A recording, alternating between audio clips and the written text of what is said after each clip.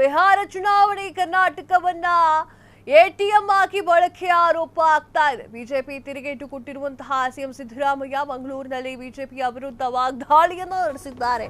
ಸಿದ್ದರಾಮಯ್ಯ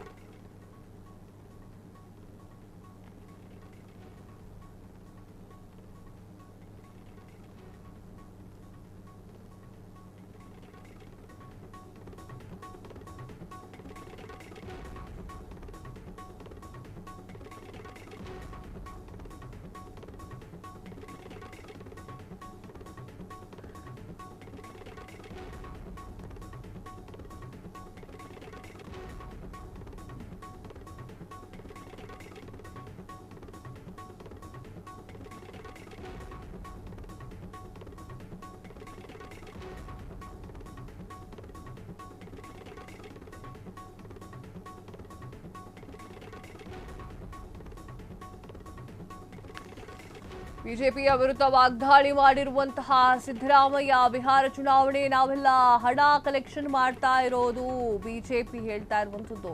ಅವರು ಮಾಡುವ ಕೆಲಸವನ್ನ ನಮ್ಮ ಮೇಲೆ ಹಾಕ್ತಾ ಇದ್ದಾರೆ. ಬಿಹಾರ ಚುನಾವಣೆಗೆ ಸಚಿವರು ಅಧಿಕಾರಿಗಳ ಬಳಿ ಹಣವನ್ನ ಕಲೆಕ್ಟ್ ಮಾಡ್ತಾ ಇದ್ದಾರೆ. ಅಧಿಕಾರಿಗಳು ನಮ್ಮ ಬಳಿ ಬಂದು ಹೇಳಿಕೊಳ್ತಾ ಇದ್ದಾರೆ ಹಿಂಗಂತ ಆರ್ ಅಶೋಕ್, ಬಿವೈ ವಿಜೇಂದ್ರ ಹೇಳಿಕೆಯನ್ನ ಕೊಟ್ಟಿದ್ದು. ಎಸ್ ವೀಕ್ಷಕರೇ, ಸಿದ್ದರಾಮಯ್ಯ ಅವರು ಈ ಒಂದು ಹೇಳಿಕೆಯನ್ನ ನೀಡಿದ್ದಾರೆ. ಅದು ಕೂಡ ಮಂಗಳೂರಿನಲ್ಲಿ ಹೇಳಿಕೆಯನ್ನ ನೀಡಿರುವಂತಹ ಸಿದ್ದರಾಮಯ್ಯ ಬಿಜೆಪಿಗೆ ತಿರುಗೇಟನ್ನ ನೀಡಿದ್ದಾರೆ. ಬಿಹಾರ ಚುನಾವಣೆ ಕರ್ನಾಟಕವನ್ನ ಎಟಿಎಂ ಆಗಿ ಬಳಕೆ ಆರೋಪ. ಬಿಹಾರ ಚುನಾವಣೆಗೆ ಕರ್ನಾಟಕವನ್ನ ಎಟಿಎಂ ಆಗಿ ಬಳಕೆ ಮಾಡಿಕೊಳ್ಳಲಾಗ್ತಾ ಇದೆ.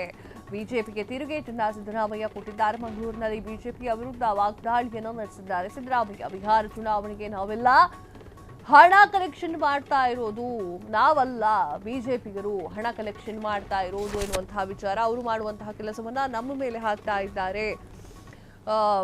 ಬಿಹಾರ ಚುನಾವಣೆಗೆ ಸಚಿವರು ಅಧಿಕಾರಿಗಳ ಬಳಿ ಹಣವನ್ನ ಕಲೆಕ್ಟ್ ಮಾಡಲಾಗ್ತಾ ಇದೆ. ಅಧಿಕಾರಿಗಳು ನಮ್ಮ ಬಳಿಗೆ ಬಂದು ಹೇಳ್ತಾ ಇದ್ದಾರೆ ಅಂತ ಹೇಳಿ ಆರ್ ಅಶೋಕ್ ಅವರು ಮತ್ತೆ ಬಿವೈ ರಾಘವೇಂದ್ರ ಅವರು ಹೇಳಿದ್ರು. ಸೊ ಅದಕ್ಕೆ ತಿರುಗೇಟನ್ನ ನೀಡಿದ್ದಾರೆ. ಎಸ್ ವೀಕ್ಷಕರೇ, ದಕ್ಷಿಣ ಕನ್ನಡದಲ್ಲಿ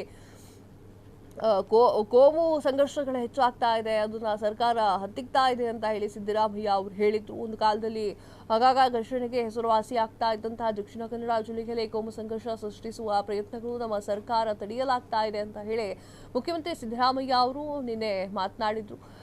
estate education and charitable trust ಪುತ್ತೂರಿನಲ್ಲಿ ಆಯೋಜನೆ ಮಾಡಲಾಗಿದ್ದಂತಹ ಅಶೋಕ ಜನಮನ ಎನ್ನುವಂತಹ 2025 ಕಾರ್ಯಕ್ರಮವನ್ನು ಉದ್ಘಾಟನೆ ಮಾಡಿ ಮಾತನಾಡ್ತಾರೆ.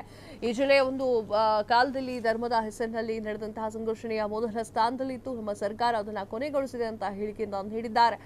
ಹಿಂಸೆಯನ್ನ ಪ್ರಚೋದನೆ ಮಾಡುವುದು ಟೀಕೆಗೆ ಸಿದ್ದರಾಮಯ್ಯ. ಜಾತಿ ಅಥವಾ ಧರ್ಮದ ಹೆಸರಿನಲ್ಲಿ ಘರ್ಷಣೆಯನ್ನ ಪ್ರಚೋದಿಸುವುದು ಎಂದಿಗೂ ಕೂಡ ನಮ್ಮ ಸ್ವಂತ ಮಕ್ಕಳನ್ನ ಕಳಿಸುವುದಿಲ್ಲ, ಯಾವಾಗಲೂ ಕೂಡ ಬಡ ಮತ್ತು ಮುಗ್ಧರನ್ನ ಕಳಿಸ್ತಾರೆ ಅಂತ ಹೇಳಿ ಟೀಕೆ ಮಾಡಿದ್ದಾರೆ. ಇದೇ ಸಂದರ್ಭದಲ್ಲಿ ದಕ್ಷಿಣ ಕನ್ನಡದ ದಕ್ಷ ಅಧಿಕಾರಿಗಳನ್ನ ನೇಮಿಸಲಾಗಿದೆ. ಇದರಿಂದಾಗಿ ಕಾನೂನು ಮತ್ತು ಸುವ್ಯವಸ್ಥೆ ಸುಧಾರಿಸುತ್ತೆ ಅಂತ ಹೇಳಿದ್ದಾರೆ. ಪೊಲೀಸ್ ಅಧಿಕಾರಿಗಳು ತಮ್ಮ ಕರ್ತವ್ಯವನ್ನ ಪ್ರಾಮಾಣಿಕವಾಗಿ ನಿರ್ವಹಿಸಿದರೆ ಬದಲಾವಣೆ ಸಾಧ್ಯ.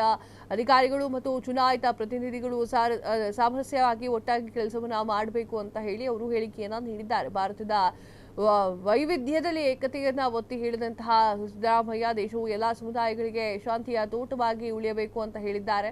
ಜನರ ಸಹಿಷ್ಣುತೆ ಮತ್ತು ಸಹಬಾಳ್ವೆಯನ್ನ ಎತ್ತಿ ಹಿಡಿಯಬೇಕು ಅಂತ ಹೇಳಿ ಒತ್ತಾಯಿಸಿದ್ದಾರೆ. ದ್ವೇಷ, ಸಮಾನತೆ ಮತ್ತು ಸಂಘರ್ಷದ ಮೇಲೆ ನಿರ್ಮಿಸಲಾಗಿರುವಂತಹ ಸಮಾಜ ಆಗಬಾರದು, ರೂಪುಗೊಳ್ಳಬಾರದು ಅಂತ ಹೇಳಿ ಇನ್ನೂ ಇದೇ ಸಂದರ್ಭದಲ್ಲಿ ಅವರು ಮಾತನಾಡಿದ್ದಾರೆ. ಕೇಂದ್ರದ ಮೇಲೆ ದಾಳಿ ಮಾಡಿದ ಅವರು 2017ರಲ್ಲಿ ಪ್ರಧಾನಿ ನರೇಂದ್ರ ಮೋದಿ ಪರಿಚಯಿಸಿದಂತಹ ಸರಕು ಮತ್ತು ಸೇವಾ ತೆರಿಗೆ ಜಿಎಸ್ಟಿ ಕರ್ನಾಟಕಕ್ಕೆ ಭಾರಿ ನಷ್ಟವನ್ನು ಉಂಟು ಮಾಡಿತ್ತು. ಕಳೆದ 8 ವರ್ಷಗಳಲ್ಲಿ ಅವರು ನಾಗರಿಕರಿಂದ ತೆರಿಗೆಯನ್ನು ಲೂಟಿ ಮಾಡಿದ್ದಾರೆ. ಈಗ ಸಣ್ಣ ಕಡಿತಗಳ ನಂತರ ಅವುಗಳು ದೀಪಾವಳಿಯ ಉಡುಗೊರೆ ಅಂತ ಹೇಳಿ ಕರೀತಾ ಇದ್ದಾರೆ. ಬಿಜೆಪಿಯ ಬೂಟಾಟಿಕೆ ಇದೆಲ್ಲ ಅಂತ ಹೇಳಿಕೆಯನ್ನ ನೀಡಿದ್ದಾರೆ. ಜಿಎಸ್ಟಿ ಆಡಳಿತದಿಂದಾಗಿ ರಾಜ್ಯವು 15,000 ಕೋಟಿ ರೂಪಾಯಿಗಳನ್ನ ಕಳೆದುಕೊಂಡಿದೆ ಅಂತ ಹೇಳಿ ಇದೇ ಸಂದರ್ಭದಲ್ಲಿ ಸಿದ್ದರಾಮಯ್ಯ ವಾಗ್ದಾಳಿಯನ್ನು ಮಾಡಿರುವುದು. ಕ್ಷಣ ಕ್ಷಣದ ಸುದ್ದಿಗಳಿಗಾಗಿ ಫ್ರೀಡಂ ಟಿವಿ ಸಬ್ಸ್ಕ್ರೈಬ್ ಮಾಡಿ, ಲೈಕ್ ಮಾಡಿ ಹಾಗೂ ಫಾಲೋ ಮಾಡಿ.